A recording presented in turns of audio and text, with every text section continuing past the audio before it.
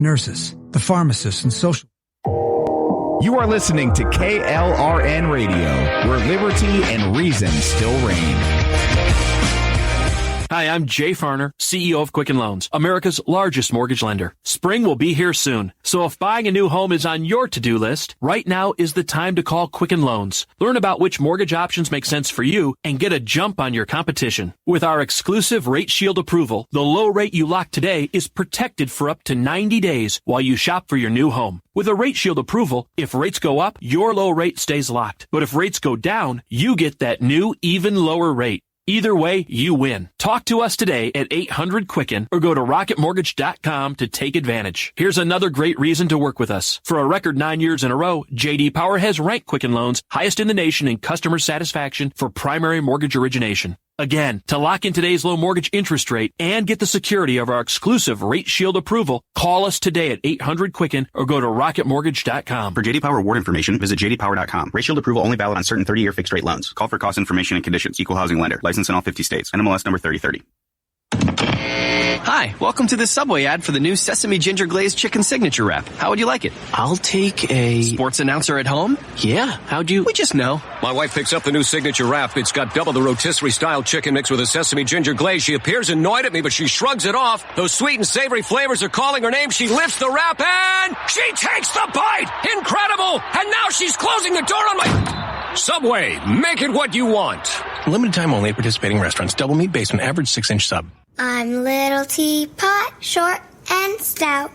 Here is my handle and here is my spout. No, Dad, like this. When I get all steamed up, then I shout, tip me over and pour me out. This is WWE superstar Roman Reigns. It only takes a moment to make a moment. Take time to be a dad today. Visit fatherhood.gov, brought to you by the U.S. Department of Health and Human Services and the Ad Council. KLRN Radio has advertising rates available. We have rates to fit almost any budget. Contact us at advertising@klrnradio.com.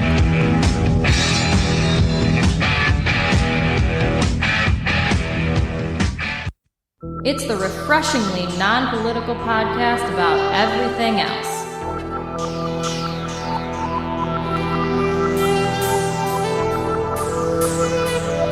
I'm Alan Ray, and I do this for free.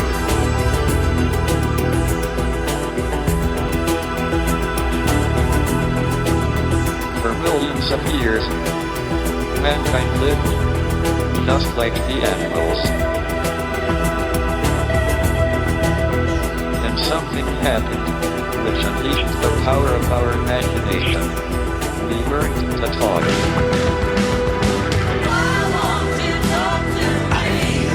I'm drowning.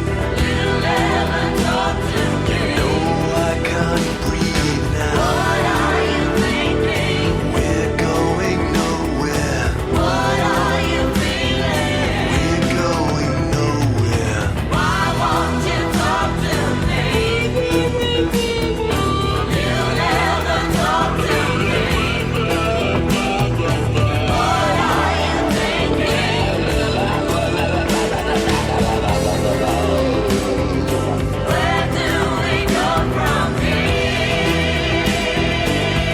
Here's your host, Alan Ray, and he does this for free.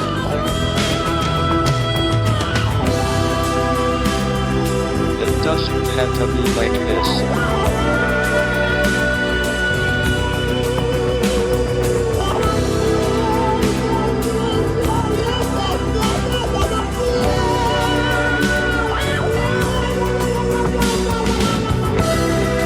All we need to do is make sure we keep talking.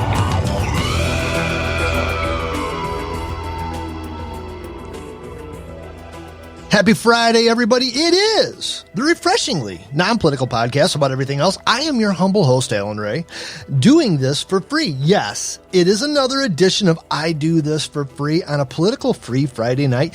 You just heard In the Crease with Jeff. Oh my gosh, what a great one. I love everything that has to do with Bigfoot, Sasquatch, yada, yada, yada. I grew up on that stuff. What a great show. Jeff's really killing it lately. I got a pretty good one going on tonight, too. A lot of things to talk about. Weird Wars, the planet that is changing right under your feet right now, and penguins. Don't go anywhere. This is going to get fun.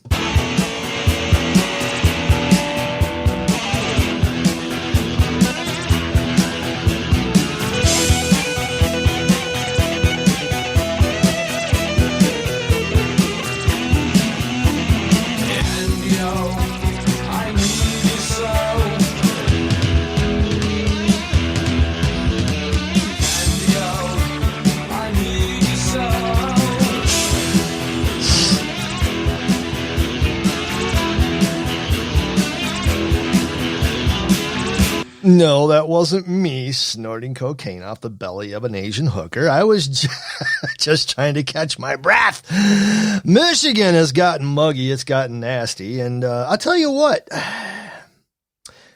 I'm looking forward to it. I'm tired of cold. I want warm. I want to sweat. I want to get out there and have some fun. You know, I went down a rabbit hole this week, okay? I'm not even going to kid you. And this is all 100% my daughter's fault. Not even going to try to tell you it's anybody else's. Was she Mexican? JC in chat says it was a Mexican, not an Asian. My bad. Sometimes it's hard to tell from where I was. Anyway, my daughter sent me a text and she said, I have to look into this. And I did. And I fell down a rabbit hole. And so as a result, you are going to go down the rabbit hole with me, my dearly beloved listeners. And what I'm talking about, it's been one of those weeks. Okay. Let me back up a little bit. I have for the last 2 weeks been working the shift that I worked for 32 years, from 8 in the morning till 4:30 at night. I used to work from 7:15 in the morning till 7 at night. But 3 years ago, I re-careered, got a new position, and I started working from 3 o'clock in the afternoon till 11:30 at night. And I got really used to not waking up to an alarm clock. Now, because of this virus, of which I will not say the word because I'm tired of it. I'm a one-man show. My 2 coworkers took a furlough and I'm working from 8 to 4:30. I forgot what it was like to celebrate a Friday night, but yet here I am celebrating a Friday night with you. And if you're in the chat, welcome to the people in the chat. We got Jeff, we got Ron, we got Orty, we got Shelly, we got Kat. I mean, we got all these great people sitting in the chat. We got Mike, JC, Eric, all of them. And just, you love these people. They're so great. If you're not in the chat, you're listening to this live, get in there, www.klrnradio.net. And you'll see the link that says listen live. Hit it and it'll go right to chat and talk to us. Let me know you're out there. So anyways, I digress. I'm going to get on with this because those of you who are not listening to this live are probably thinking, what is he talking about? This is what I'm talking about. We mark time. We mark our history by wars. You go throughout history from the very beginning all the way up through, now. And you can mark time by wars. Roman wars, Syrian wars. You get into United States of America. We started out with the Revolution.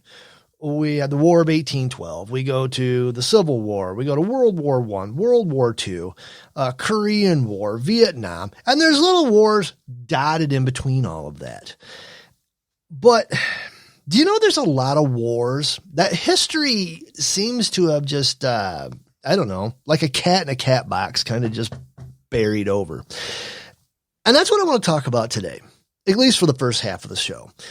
There are wars out there that are just absolutely bizarre. And I want to talk about a few of them. I want to talk about the top 10 most bizarre wars that you've never heard of. Starting out in 1883, The citizens of Lijar, a small village in southern Spain, were infuriated when they heard reports that while visiting Paris, the Spanish king Alfonso XII, Alfonso XII, I take that back. My Roman numerals have gone downhill since I graduated from high school, 35 years ago, had been insulted and even attacked in the streets of Parisian mobs. In response, the mayor of Lijar, Don Miguel Garcia Siez, and all 300 citizens of Lijar declared war on France on October 14th, 1883. Not a single shot was fired, and not a single casualty sustained on either side during the confrontation. But despite the anticlimactic war, Mayor Siez declared the terror. He was declared the terror of the Sierras for his exploit. A full 93 years later, in 1976, when yours truly was but a lad, 11 years old. Yes, I'm old. King Juan Carlos of Spain made a trip to Paris, during which he was treated with great respect by the citizens of the French capital. In 1981, the town council of Lijar ruled that, in view of the excellent attitude of the French, they would end the hostilities and agree to a ceasefire with France, which there was no firing. So a 98-year war. Casualties? None. Oh. Once again, another war began in 1325 when a rivalry between the independent city-states of Modena and Bologna spiraled out of control over the most unlikely things. A wooden bucket. Apparently, the trouble started when a band of Modena soldiers raided Bologna and stole a large wooden bucket. The raid was successful, but Bologna, wishing to secure both its bucket and its pride, declared war on Modena. I guess it's Modena. Yes, that's what I should say. The war raged on for 12 whole years, but Bologna never did manage to get its bucket back. To this day, the bucket's still stored in Modena's bell tower. 12-year war, casualties unknown. Now, we go into the most stupid war you're ever going to hear about. You know you've got bad leadership when something like this happened. The president of Paraguay, Francisco Solano Lopez, was a huge admirer of Napoleon Bonaparte. He fancied himself a skilled tactician and an excellent commander, but lacked one thing. He'd never been in a war. So to solve this problem, in 1864, he declared war on Paraguay's three surrounding neighbors, all at once: Argentina, Brazil, and Uruguay. Now, if you're a fan of scrolling through Google Earth, you look at Paraguay, and then you look at Argentina, Brazil, and Uruguay. There's a big difference in the landmass of those three countries. Well, the outcome of the war? Well, Paraguay was very nearly annihilated. It estimated that 90% of its male population died during that war of disease, starvation, and battles with the enemy armies. This was perhaps the most needless and stupid wars in the history, since Lopez had almost no reason to declare war on any of his more powerful neighbors. He just declared it because he wanted to be known as a great tactician. A 6-year war. Casualties on both sides was 400,000 people. How stupid is that? Carrying on. 1925, Greece and Bulgaria were not friends. They had fought each other during the First World War, and those wounds had not yet healed. Tensions were perpetually high along the border, especially along an area called Petric. Those tensions reached a boiling point on October 22nd, 1925, when a Greek soldier chased his dog across the Bulgarian border and was shot dead by Bulgarian sentry.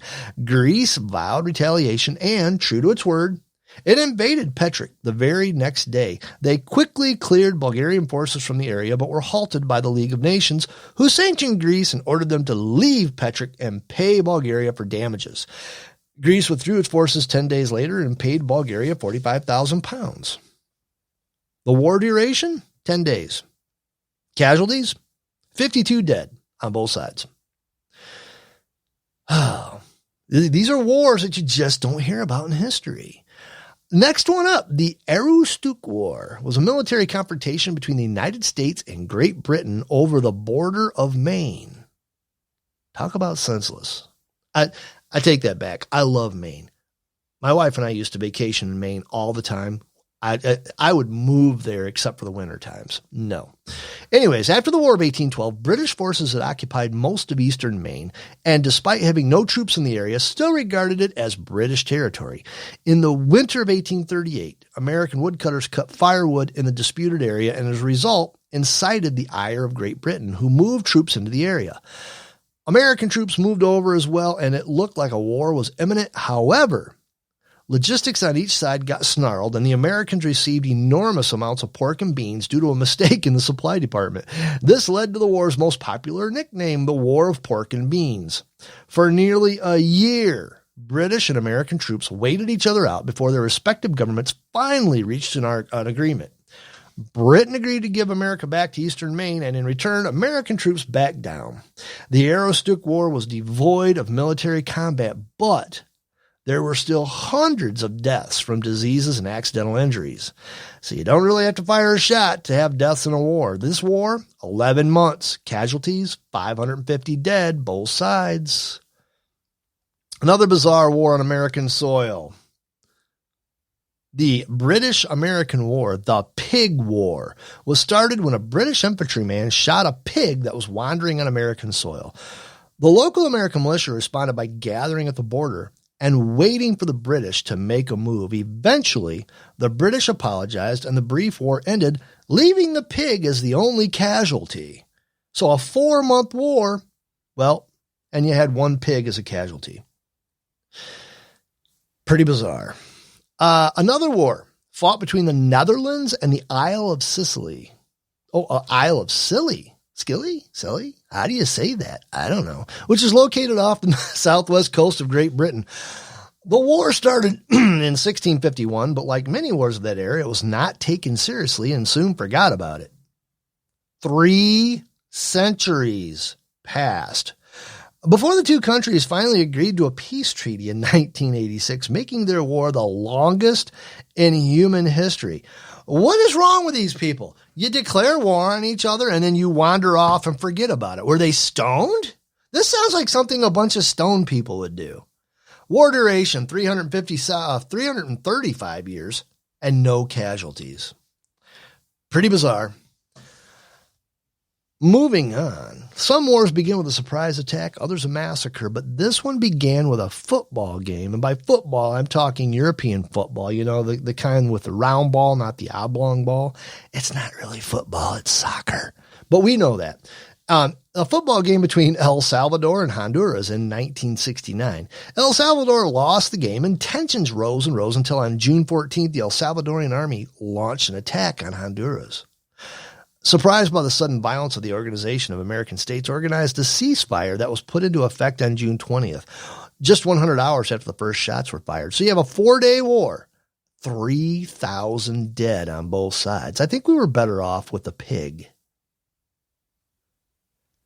Yeah, that's right. That's not football. Another war began shortly after the collapse of the Soviet Union, when the former Soviet bloc country of Moldova experienced a crisis. 2/3 of the country wanted closer ties with Romania, but the remaining third wanted to remain close with Russia. As a result, war erupted. But what makes this war truly strange is that the men fighting each other during the day often gathered in no man's land at night to mingle and drink. Soldiers even made pacts not to shoot each other if they saw each other during the battle the next day. And this wasn't a one-time thing. It happened nearly every night for the duration of the war. One soldier actually wrote in his journal, "The war is like a grotesque party. During the day, we kill our enemy. During the night, we drink with them." What a bizarre thing war is. That was a 4-month war, 1,300 people dead on both sides, and a lot of alcohol drank. Finally, the 10th, the best thing I've come across, and what led me down this rabbit hole to begin with, is the War of the Emus. The Great Emu Conflict of 1932 was a war fought in Australia.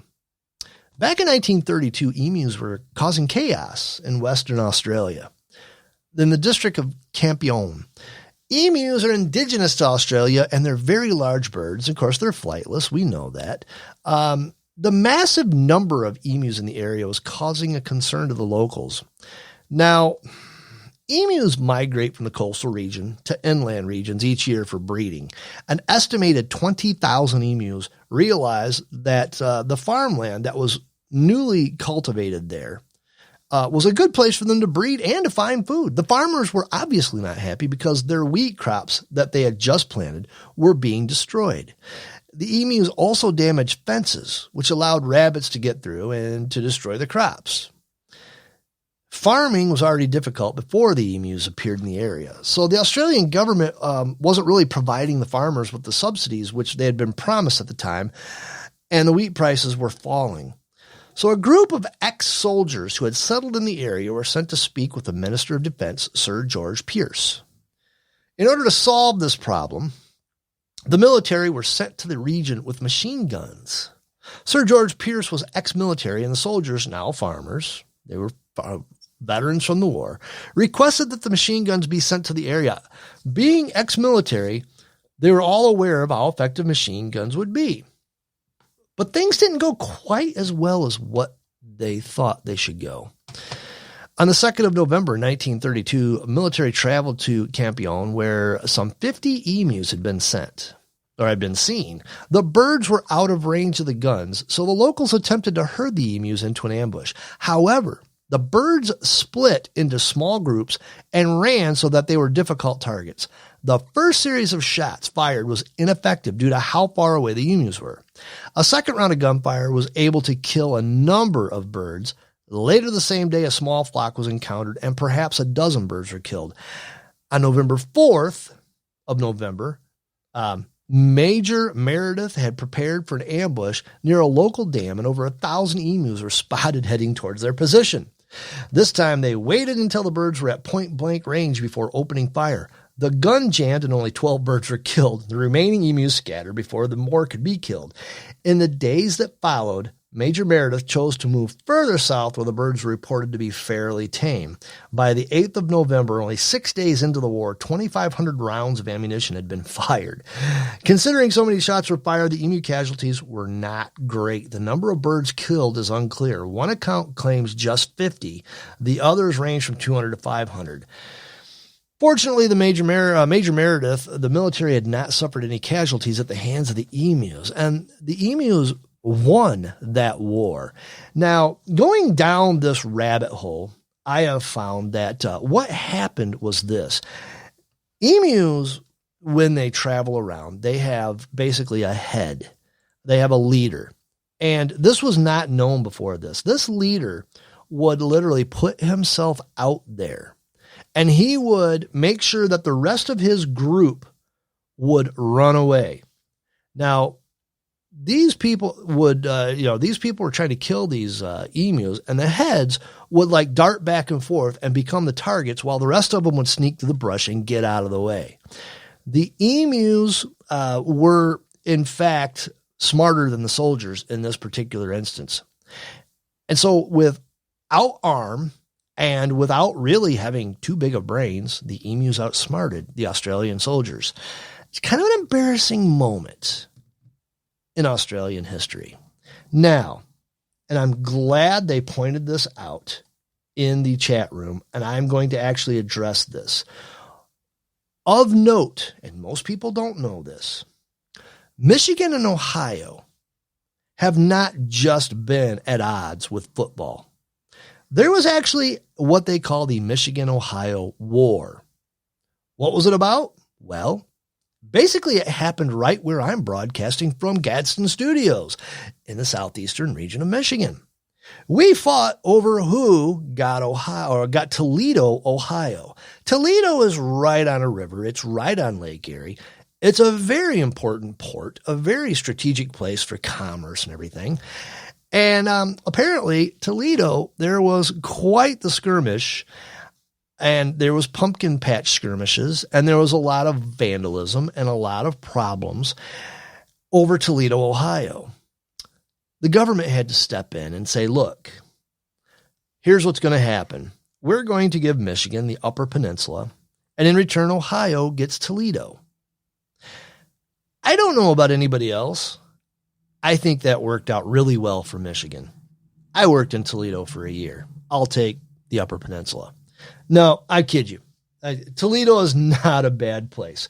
Yes, Jeep is still in Toledo, Ohio. The Jeep plant's there. It's just been refurbished. The roads going in and out of there have just been repaved. I can tell you this. Toledo's an industrious town. It's only a half hour from where I'm broadcasting right now. I like going there. I've been cruising the streets of Toledo since I was 18 years old. A lot of cool stuff going on there. I'll make fun of it because I just am who I am, but it's a great city. I'm just glad it belongs to Ohio and not Michigan. Right now, I'm really glad because I can drive a half hour and get a haircut now if I really want to. Can't get one in Michigan. Nope, get a ticket. Oh, man, we're already coming up on 10:25. Let's talk about something really weird for a minute. I'm going to talk about a lot of weird stuff today. There's a lot of species of animals that don't actually belong in the United States. We have carp that are going up the river trying to get into Lake Michigan in Chicago right now that don't belong there, and they are trying like crazy to keep them out of Lake Michigan. They're not doing so well. There's a lot of invasive species. Kudzu. A lot of people don't know it, but if you're in the South, you see kudzu. It's not a natural plant that grows down there. It's an invasive one. It was brought over from somewhere else. Well, just when you thought that things couldn't get any worse about invasive species, Georgia comes out with a warning of a 4-foot-long lizard that eats anything it wants. Do you think murder hornets are bad? These things are out there. Georgia's on the lookout for another invasive and more than a little creepy critter. And this is according to Alita Gore of, what's she at? Al.com. Hey, I like that. Al.com. That's a great name. The Georgia Department of Natural Resources is warning that an invasive species of giant lizards known as Argentine black and white tegus has established itself in the state. Tegus, which can grow up to 4 feet long with a weight of 10 pounds or more, eats bird eggs, other reptile fruits, vegetables, plants, pet food, and live animals from grasshoppers to young gopher tortoises. They eat about anything they want. One of their favorite foods is eggs from ground nesting animals such as the gopher tortoise, which is a protected state reptile in Georgia. They eat bird eggs, including turkey and quail. So this thing can get really bad.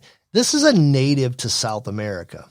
Tegus or tegus are black to dark gray with speckled bands across their backs and tails and can live as long as 20 years.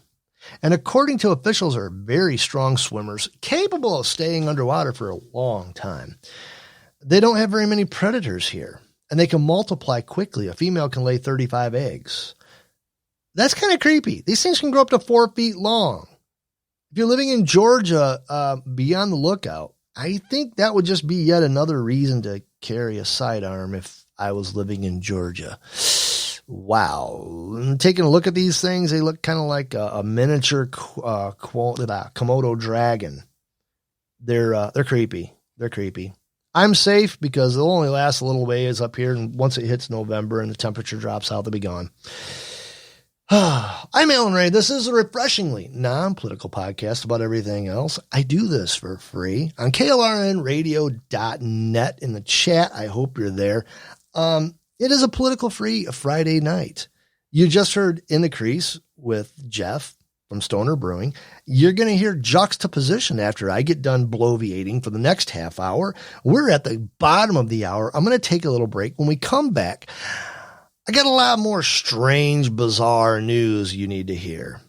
Don't go away. The Nerd Fest continues. I'll be back in just a moment. Listen now and don't forget, if you go for that solid jive, you can always keep the dream alive. Palin with Al.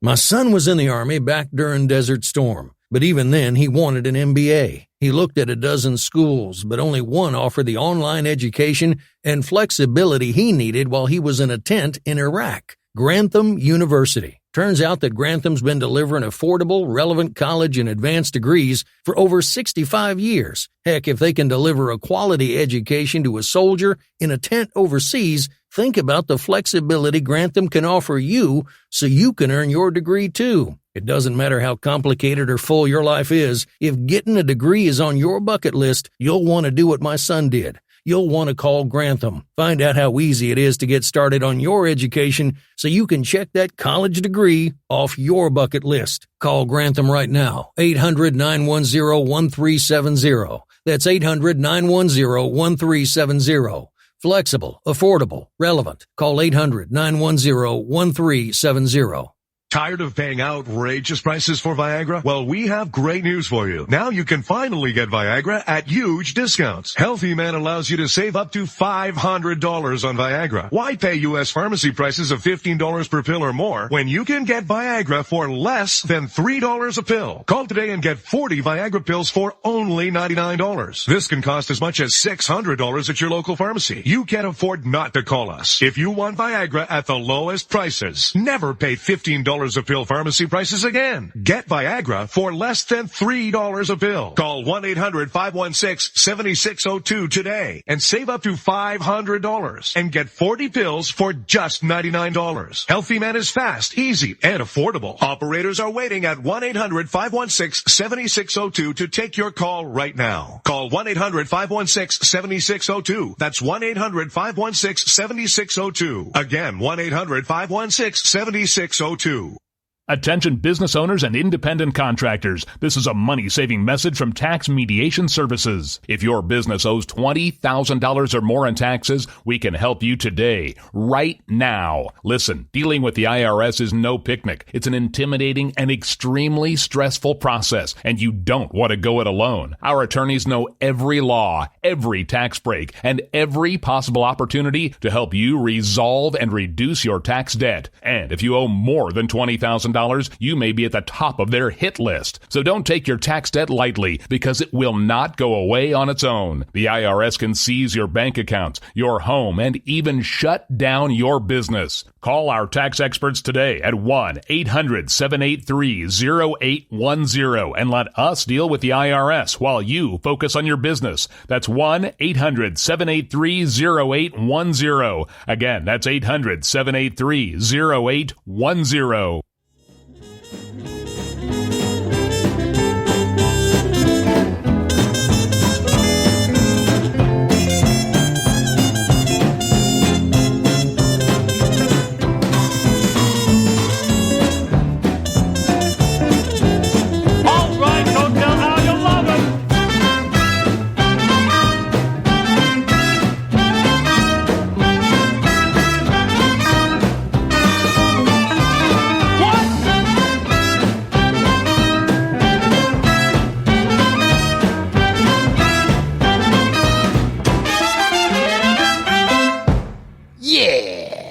Refreshingly non-political podcast about everything else. I am Alan Ray, your humble host. Do I laugh too much? Well, there may be a problem with that. I might. Who knows? You never know. Nitrous oxide is just one of the many air pollutants that has a detrimental effect on our climate, according to researchers. But for researchers studying penguins, king penguins in Antarctica, there had been an unexpected effect of their cognitive state. You see, a recent study published in the Journal of Science of the Total Environment reports how Professor Bo Elberling and his team from University of Copenhagen's Department of Geosciences and Natural Resource Management kind of went cuckoo while working surrounded by penguin poop. The problem with penguin guano, penguin poop, it produces a significantly high level of nitrous oxide around their colonies. So after nosing around in the guano for several hours, you tend to go a little sideways. You tend to start laughing. One begins to feel ill and get a headache. Besides being a strain on the climate, from what they're saying, nitrous oxide is also a sedative gas used in dentist's office, which we know. And the side effect of the sedative, also known as laughing gas, includes feelings of euphoria, relaxation, calmness, and fits of giggles, as well as confusion, headaches, and nausea. Dental and medical procedures have granted YouTube with a rich library of entertaining videos showing how nitrous oxide can make people behave. But the scientists were working with these king penguins in the Antarctica, and after being around the defecating penguins, the nitrogen released from the penguin guano into the ground, where soil bacteria converts it into greenhouse gas nitrous oxide, resulted in a gaggle of giggly Antarctic researchers attempting to practice science. I don't know if there's actually videos of this, but I would like to see that. So, yet another reason to get penguins is because you'll feel better. You get laughing gas for free. This team was exposed to the laughing gas laced guano while studying the impact of the penguin's nitrogen output and glacial melting on levels of air pollutant in South Georgia. While nitrous oxide emission is, in this case, are not enough to impact Earth's overall energy budget, our findings can contribute to the new knowledge about how penguin colonies affect the environment around them, which is interesting because colonies are generally more and more widespread these days. So there you have it. Another reason to study penguins. Penguins are our friends. Natural producers of nitrogen oxide. Who would have thunk it? You got to love penguins. You just have to. The show has everything. We have everything. We have the War of the Emus. We have penguins. We have 4-foot giant lizards. And now we have microwave beam shooting Air Force space planes. Would I lie to you? No. LiveScience.com says a secret military plane will soon test the idea of using microwave beams to send solar power to Earth from space. The U.S. Air Force's X-37B, which is a plane that's just shrouded in mystery. I've kind of kept my thumb on the X-37B. They're not letting a lot out with it. But anyways, it's expected to launch into orbit Saturday, May 16th, which is tomorrow, with an experiment on board that tests the possibility. The photovoltaic radio frequency antenna module flight experiment, which we will call PRAM-FX from now on because, wow, that was just a lot of syllables I spewed out at you. It represents the first orbital test of such a sci-fi technology since the 19th century. What this thing does, if I've got this contact right, is they're going to send the X-37B into space. It is going to beam down microwave technology to something on Earth to solar power it through a more concentrated beam instead of just exposing some big panel to the sunlight. Now, the idea gets a lot of attention, and it came into its own like in the late 60s, early 70s, where it became, they were really exploring a lot of energy sources other than fossil fuels. So they came across this microwave to solar energy, and it can be very useful. What they're going to use it for now is basically trying to power some of the probes and some of the things that they use, drones that they're over battlefields and stuff like that. If they can sit up in space and shoot microwave beams down to these drones over a battlefield, those drones can be powered indefinitely. They never have to land. They can just fly over that thing indefinitely.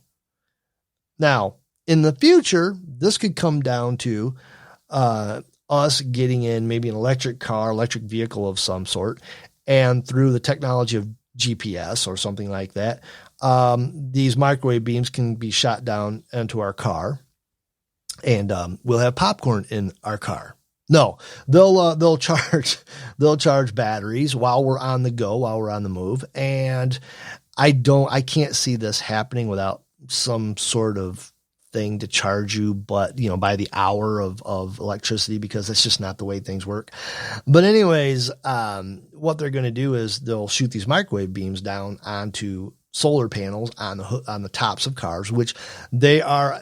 Just before I even came on, I happened to stumble across a article about how they are using solar panels on roofs of cars. These are nothing new, but they're actually found a way that will help them keep batteries powered. But if they can project these microwaves down onto them, your car will be basically recharged almost, in an hour or two, where it takes quite a bit more to do that now.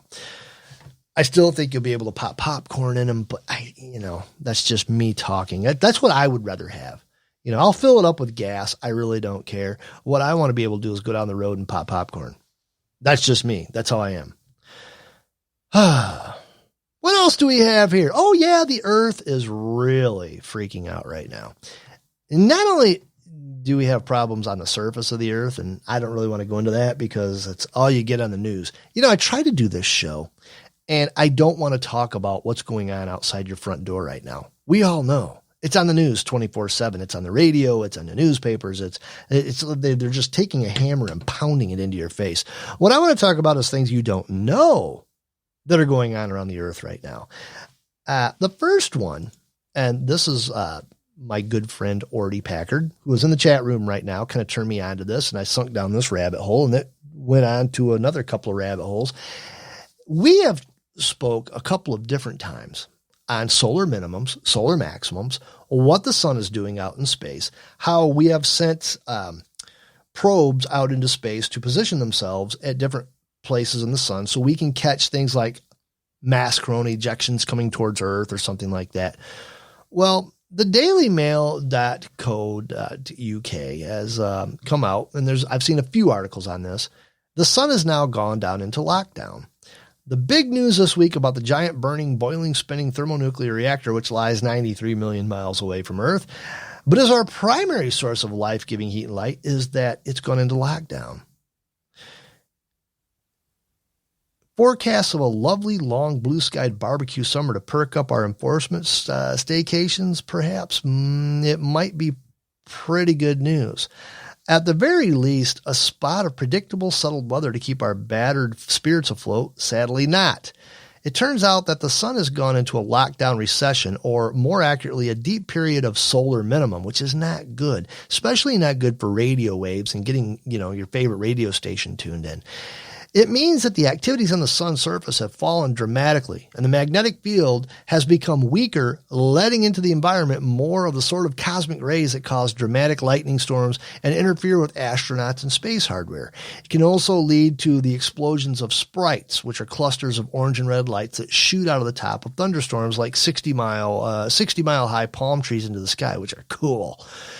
And yes, on top of all that, theoretically, it could cause the temperature on Earth to drop to potentially catastrophic new lows. Now, where have I heard this before? Oh, that's right. When I was a kid in the 70s, Leonard Nimoy did an entire hour special on how I'm supposed to be broadcasting right now from 2 miles under the ice. I'm not. Anyways, while the Met Office and members of the Royal Astronomical Society are urging us not to panic and reminding us that this is just nature, there's nothing to worry about, there could be some doom and gloom.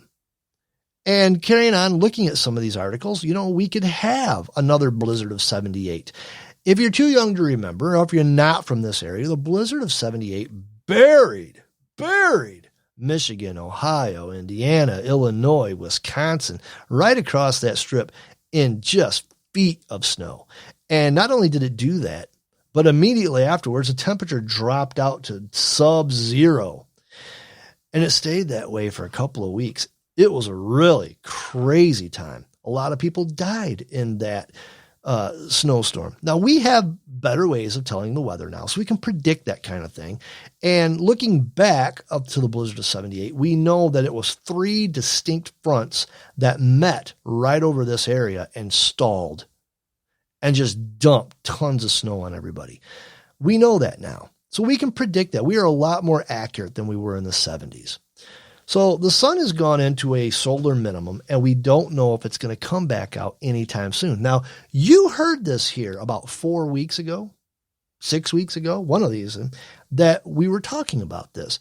Now they're talking about that this thing could create tornadoes, thunderstorms, blizzards, all kinds of inclement weather that we just are just freaking out Fire about. And brimstone coming down from the skies. Rivers and seas boiling. 40 years of darkness, earthquakes, volcanoes. The dead rising from the grave. Human sacrifice, dogs and cats living together, mass hysteria. Now, if that's not enough for you, here's something else. There's proof now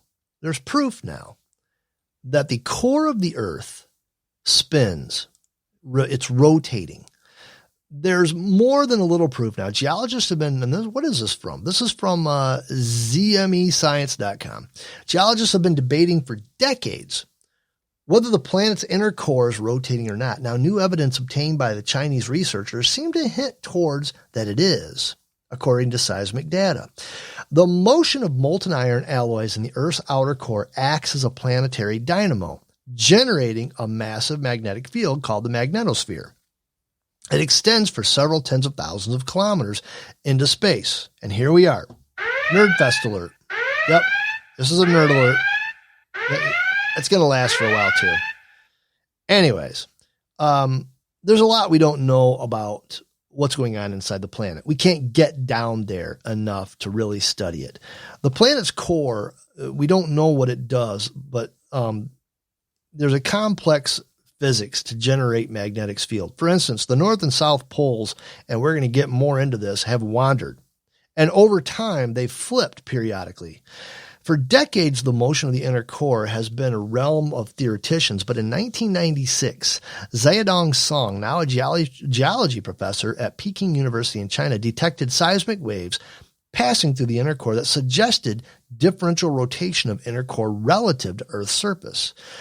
So basically what they're saying is, importantly, we're seeing that these refracted waves change before the reflected waves bounce off the inner core boundary, implying that the changes are coming from inside the inner core, Song said.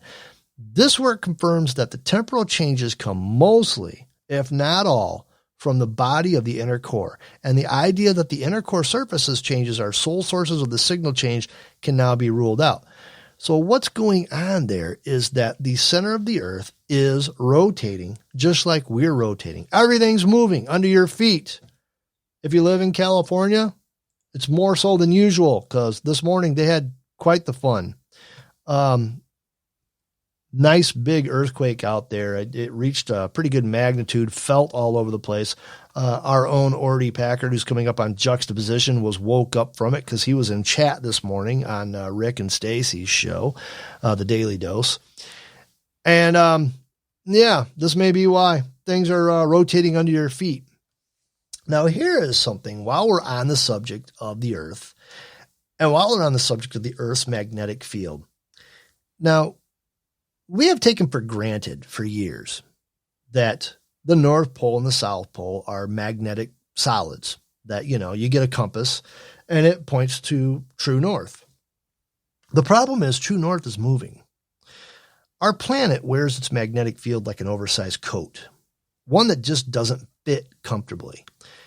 And all that sliding means the North Magnetic Pole is destined to move closer to Siberia's coastline over the next coming decade. There's no conspiracy behind this. Geological forces responsible for this have been something of a mystery, but now we might be a little closer to understanding what's going on. Researchers from University of Leeds in the UK and the Technical University of Denmark have analyzed 20 years of satellite data, finding that the monolithic competition between the two lobes of differing magnetic force near the core is likely to be behind this wanderlust. The magnetic field moves 9 miles a year and has been for quite some time. When the position of the Earth's magnetic north was located for the first time back in 1831, it was squarely in Canada's corner of the Arctic on the Boothia Peninsula in the Northwest Territory, or in the territory of Nunavut. Ever since, fresh sets of measurements have recorded this spot drift north by an average of around 15 kilometers, which is 9 miles, like I told you, every year. Advanced technology means we can now keep a careful watch on the pole's locations with unprecedented accuracy. Prior to the 70s, the North Magnetic Pole's position was kind of like a drunken stagger. Since then, it's had a mission marching in a straight line and building speed. Now, should we be worried about that? I don't know. Should we? On its current trajectory, we can expect it to be anywhere between 390 and 660 kilometers, which is 240 and 410 miles, further along its journey in 10 years, bringing it within a whisker of the northern limits of the East Siberian Sea. Now, what we got to think about here and this is what I want to talk about for the next few minutes. You don't think about things like this, but it matters. You see, we have satellites flying around in space. We have ships sailing around on oceans. We have submarines. We have all kinds of different things that rely on GPS. GPS relies on knowing exactly where the North Pole, the South Pole is, and it keeps changing. So we have to keep track of what's going on. Earth scientists Philip Livermore and Matthew Bailiff from the University of Leeds in UK and Christopher Finlay from the Technical University of Denmark reviewed the 20 years data from the ESA Swarm mission. The pole's heading lines up neatly with two anomalies called negative magnetic fluxes, one deep beneath Canada and the other below Siberia. Now, the importance of these two patches in determining the structure of the field close to the North Magnetic Pole has been well known for several centuries. So they've known about these lobes. So that's what's going on in the Earth around you.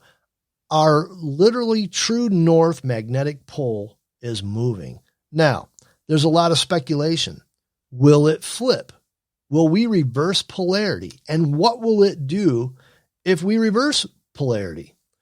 I mean, we've got all of these gizmos and gadgets and cell phones and computers, and a lot of it relies on geosynchronous orbit, and a lot of it relies on knowing where you're at. A lot of it relies on computers that rely on satellites knowing where true north is. If all of a sudden the magnetic field flips, what's going to happen? Something to think about, right? We'll all be lost because nobody knows how to tell where they're going anymore without a phone in their hand. Number one, I've said this on here a lot of times that we haven't made this day and age. You know, as a musician growing up, we would have scant directions. They would say, yeah, you just go here, be here by 8:00, set up, play. And we would get really bad directions. Nowadays, we depend on these cell phones and they're great. The technology's awesome. All you have to do is ask whoever hires you, say, hey, what's your address? Boom, you can find it in a few seconds and your phone will lead you right there. It's fairly incredible if you think about it. So, there's a lot of things, gyroscopes and ships, things like that. Yep. And Ordy even says that. Gyroscopes and birds will fail, leading to a huge battery drain. We'll have to do this quarantine all over again. Hate when that happens. So what do you do? I'll end the show on a positive note. Debris from an 18-ton Chinese rocket may have crashed to Earth and landed in Africa. From Newsweek.com.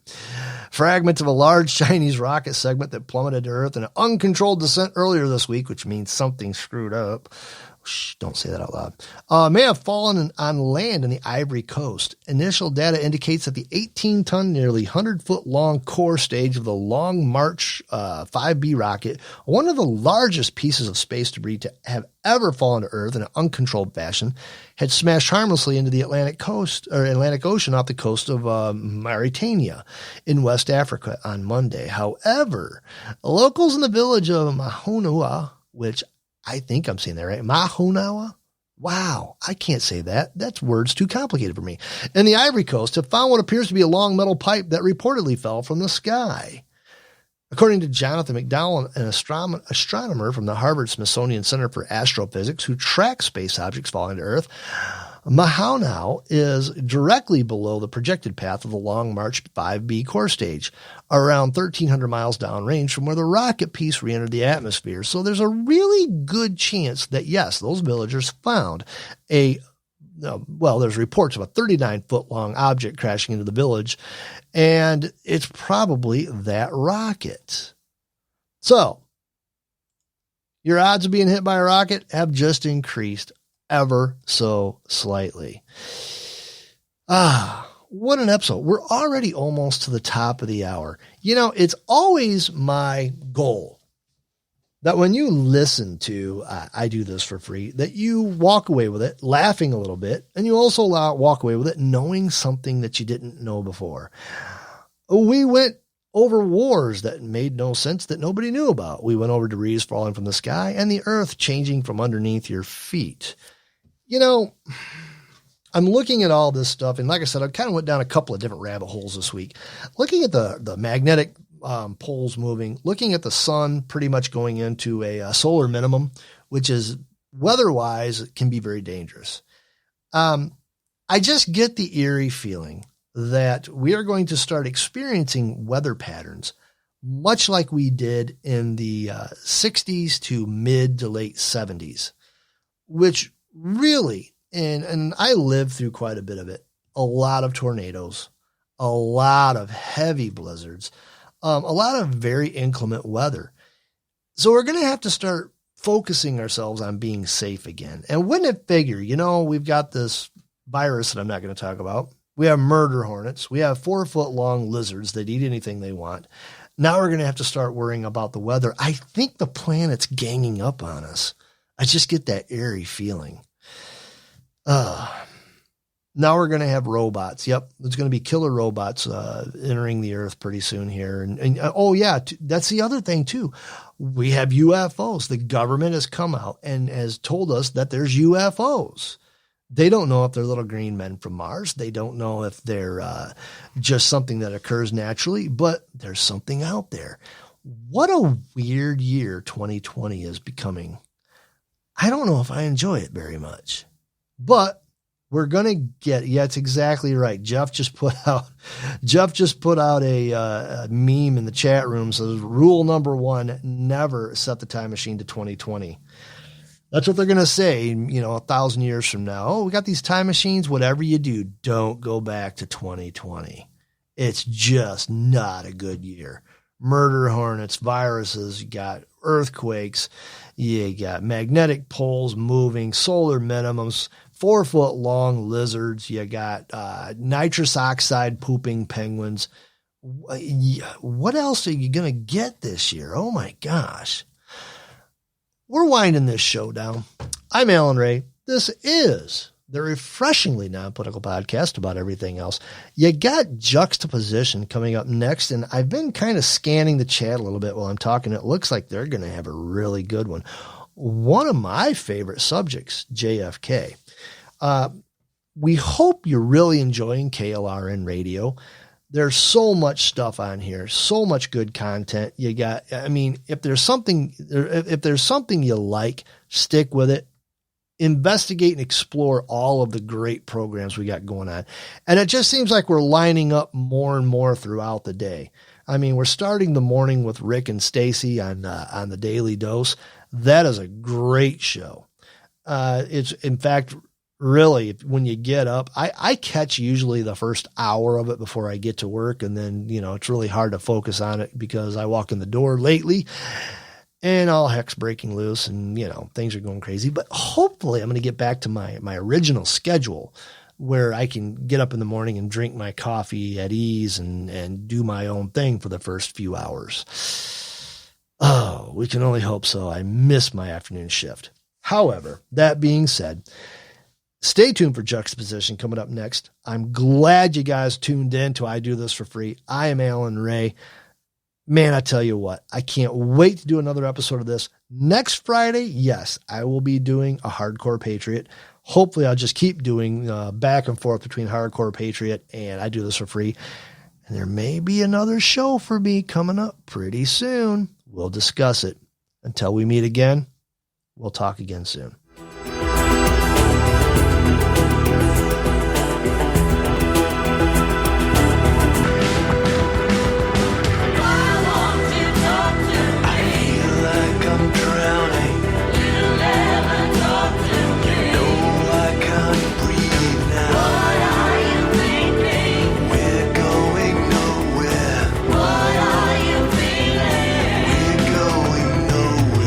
Why won't you talk to